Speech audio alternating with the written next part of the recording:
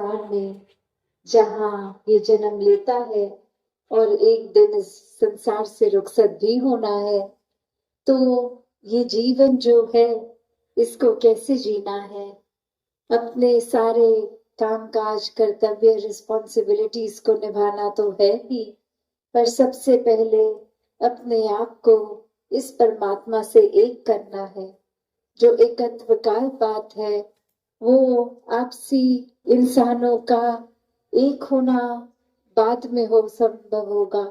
पहले अपने आप को इस परमात्मा से एक कर लें और फिर ये परमात्मा जो हर एक में है, फिर ये एक कॉमन फैक्टर जब इस परमात्मा से एक हो गए, इसको जीवन में बसा लिया, हर पल इसके एहसास में रहे, तो हर एक में इसका निवास, हर जगह इसका निवास, और फिर ये एकत्व पूरे ब्रह्मांड से ये स्थापित हो जाना बहुत ही स्वाभाविक हो जाता है। तो कैसे संतों ने यही सिखाया हमेशा अपने जीवन को इस तरह जी के कि ये परमात्मा ही प्रायोरिटी है, सबसे पहले इसी का आधार लेना है और ये ही है जो हमेशा कायम दायम है।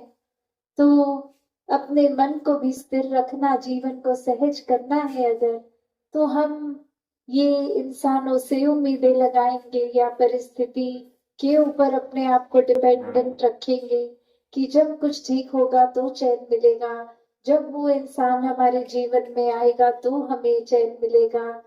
नहीं, ये तो परमात्मा ने अपना अस्तित्व इस तरह रखा है कि ये हर जगह स्थिरता से है, ये हर जगह कायम दायम है।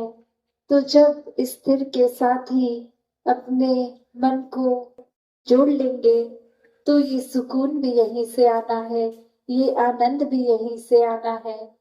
ये फिर एक भाव, इसी के चलाने से हमारा जीवन सुखदायी चल रहा है, चाहे परिस्थिति दुख की हो या सुख उस समय एक फील हो रहा हो। तो कैसे इस निराकार के आश्रय जो रहते हैं वही वाक्य में ही एक असली जीवन संतों का जी रहे हैं। क्योंकि जब परमात्मा जीवन में आ गया तो हर एक के प्रति आदर, सत्कार, प्यार, पीर, ये वो वचन भी, ये वाणी भी विनम्र हो जाती है। एक मधुरता जीवन में है, हर एक तक फिर वो प्यार का भाव ही पहुंच रहा है। फिर किसी को कुछ सेवा भाव, किसी के लिए कुछ देने से पहले ये मन सोचता नहीं है कि क्या ऐसा करने से मेरा कोई फायदा है या नहीं, पर हर एक के प्रति प्रेम का ही ये भाव है जो ये सेवा भाव भी बन रहा है कि ये परमात्मा से जो प्यार है और सभी में ये परमात्मा है, तो किसी इंसान के लिए सेवा करने का भी भाव इस परमात्मा की ही सेवा है। तो ऐसे ही भावों को जब मन में रखते हैं, और यही शिक्षा कण कण से भी मिलती है कि ये संतों का जीवन हर एक के लिए है, ऐसा ही जीवन हमारा होना चाहिए। जैसे ये सूरज अगर रोशनी दे रहा है तो कोई भेदभाव नहीं कर रहा, ये रोशनी हर जगह के लिए है। वो हम पे है कि हम आंख, ये भेदभाव नदियां या प्रकृति की कोई भी ऐसी चीज नहीं करती कि हम समाज के किसी एक वर्ग के लिए ही हैं, दूसरे वर्ग के लिए नहीं है। ये फल फूल पेड़ अपने लिए नहीं उगाते हैं, ये पक्षियों के लिए, इंसानों के लिए, जानवरों के लिए है। तो अपने लिए ये स्वार्थ होकर नहीं जीवन जीना।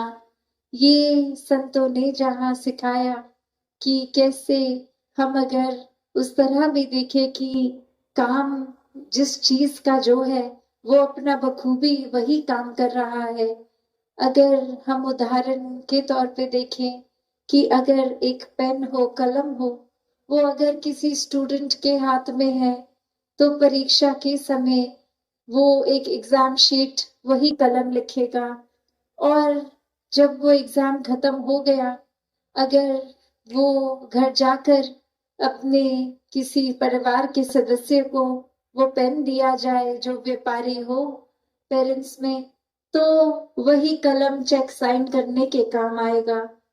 फिर वही कलम है अगर किसी लेखक के हाथ में है, कहानीकार के हाथ में है, तो वो एक कल्पनाओं से बने वो कागज भर जाएंगे उस कलम द्वारा। तो बात क्या है इसमें कि क्या वो पेन फर्क करेगा कि नहीं, मैं तो सिर्फ तभी चलूंगा जब किसी स्टूडेंट के हाथ में हूं, पर और किसी के हाथ में होने से मैं अपना कर्म ही छोड़ दूंगा। तो हर कोई अगर ऐसे ही भावों को पकड़े कि अगर इस परमात्मा ने हमें मनुष्य बना के भेजा है, तो ये मनुष्यता सच्चा धर्म, इसको नहीं छोड़ना। यही हमारा कर्म है कि हमने मानव का शरीर धारण किया है, तो पूरी तरह से ये मानवीय गुणों को अपनाएं। ये फिर कोई हमारे साथ ठीक नहीं है, किसी का व्यवहार ठीक नहीं है, कोई परिस्थिति ठीक नहीं है, उसके ऊपर डिपेंड करके हमने अपने व्यवहार में ये तोड़ बदल नहीं करनी।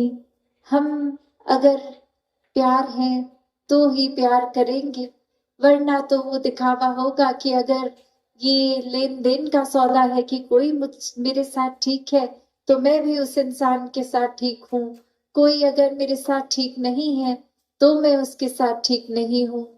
तो ऐसी सोच अगर हम रखेंगे तो वाकई में ही ये एक बेसिक चीज जो इंसान बने हैं तो अपनी ये मनुष्य के लक्षणों को ही खो रहे हैं। अगर ये चतुर चालाकियों से ही जीवन जीना है तो फिर ये एक सहज जीवन है ही नहीं। ये बहुत ही एक शातिर होकर अपने फायदे के लिए या सिर्फ अपनी प्रशंसा के लिए या हम कितने श्रेष्ठ हैं ये औरों को दिखाने के लिए ऐसा बनावटी दिखावट